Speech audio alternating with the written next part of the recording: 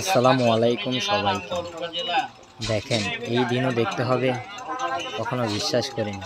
একজন ইমাম সাহেব হুজুরের ওয়াইফ, দেখতেছেন আপনারা সবাই, সে কিভাবে পারল একজন উপজাতির সাথে পালিয়ে আসতে, এবং দুটো মেয়ে কন্যা আছে তার। আচ্ছা, আসলে আমাদের মুসলমানদের লজ্জাজনক বিষয়।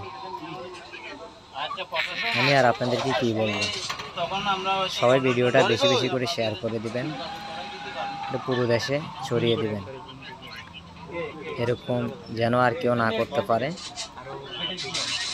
ওইদিকে সবাই লক্ষ্য রাখবেন। এরকম বেলা যা মহিলা দেখতেছেন, একটু লজ্জা শরম বলতে কিছুই নাই। আসলে এরকম মহিলা আমাদের মুসলমানদের জন্য একটা অভিশাপ। এদের কি শাস্তি